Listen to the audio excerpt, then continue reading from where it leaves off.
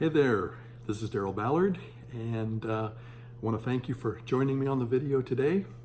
I imagine if you're watching this video, you were searching for something about the psychology of making money or how to relate to money in ways that you will gain success and prosperity.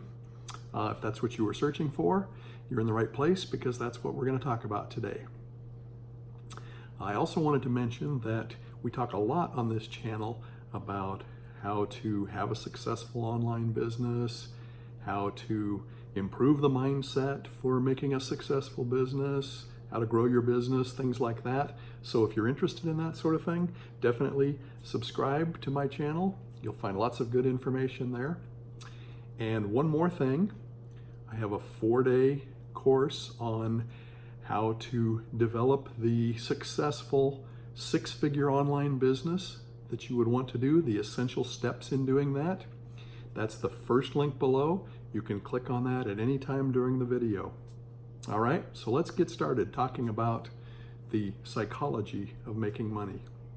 The first thing I wanted to talk about is the 3 levels of money, how we think about money. Okay, the first level is the physical or material. I imagine you've all seen one of these or something like it. This is US dollar, but if you're not in this country, you've probably seen that, but you may have something different that's much more common where you are. Now, this is how most of us relate to money. This is the physical money. This is what we need to survive. We all need it. In this day and age, we need some money like this to survive. But is this really money? This is really just a symbol of money. In fact, if we look at the value of the paper and the ink that it's printed on, it's basically nothing. We've just all agreed that we will accept this as money to trade between us. But this is the way most people think of money.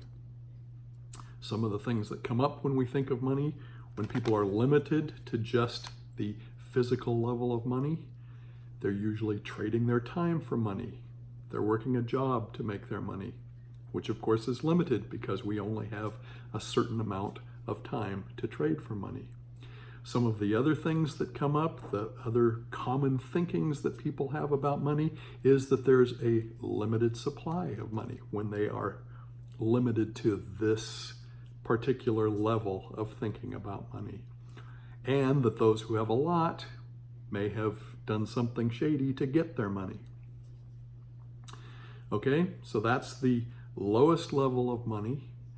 And there's nothing wrong with that level. We all start there, unless we inherited a bunch of money from our parents or some relative.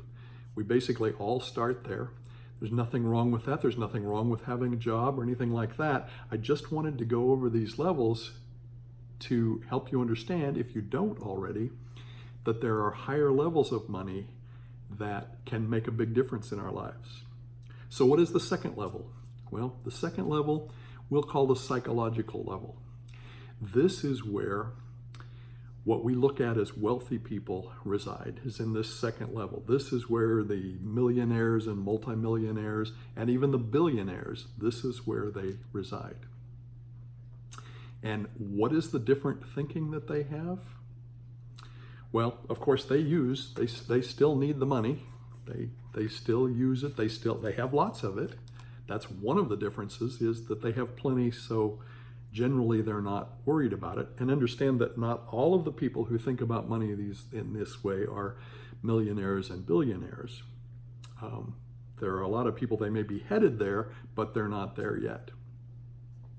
But if we look at some of those millionaires and billionaires, if we look at Bill Gates, for example, and let's look at what happened in 2008 or whenever it was that the stock market went way down. It appears that he lost millions of dollars. Do you think at that point that Bill Gates thought, I'm poor now? No, Bill Gates still thought, I'm wealthy, and that's the difference. Okay, it's our thinking. We can't be or have or make more than what our self-limiting beliefs will let us make. If we think I can only make $3,000 a month, there's no way I can have more than that, that's going to be limiting. If we are always thinking that we're poor, that's going to be limiting us, and we're not going to be able to make more. An illustration in the other way is when somebody gets a lot of these, let's say they win the lottery, but they still have that, they're still on level one, they're still the material belief about money. How long do they have that? It's completely the opposite of the Bill Gateses and so on. They appear to lose a lot on paper and they've almost immediately got it back. The person who wins the lottery has a lot, and 6 months, a year later, they don't have much again because they're not thinking of money in the psychological way, they're only thinking in the material way. Okay, so that's the second way. That one's good. We have even better. The third way of thinking, and we're going to refer to it as the spiritual. Not necessarily a religious thing, although those who are religious talk a lot about this. The Bible talks a lot about this. If that's something you're into, you can probably relate to be great, you have to become a servant. To be prosperous, you have to help others prosper. To put it in less religious terms, but let's refer to it as the spiritual because it really comes down to our motives, what we're trying to accomplish. There's a lot of great statements out there. And they're really related to laws. And we might refer to them as spiritual laws because they're so deeply rooted in us and our motives, what we're trying to accomplish. And they relate to success. Now, a lot of people think about this in completely the wrong way because they're back in the physical way of relating, the material way of relating to money. But they think that success is the result of making money.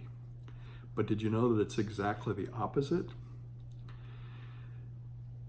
The money we make is because of success. You can think of it like the guy who was sitting in front of the wood stove. You may have heard this example before, sitting in front of the wood stove and said, "Give me heat and then I'll put the wood in." We all know that's not how it works. Well, that's not how it works with money either. You need to provide service before you're going to make anything. And that's how everything comes up. In fact, it's a law. If you provide service, if you work and help people, if you help people in prosperity, it's going to come back to you. Now, it may not come from the person you helped. It may not come right away. But the law is you've helped, you've served, it's going to come back to you. All right, so what does that mean? How do you become prosperous? I just wanted to read this statement to you. What should you do to relate to money in the right way and to experience prosperity and abundance? Be of service, build, work, dream, create. Do this, and you will find there is no limit to the prosperity and abundance that will come to you. That's actually a statement from Earl Nightingale from his The Strangest Secret, which I still find, although it was done clear back in the 1950s, I find it to be one of the most inspiring things that I can listen to.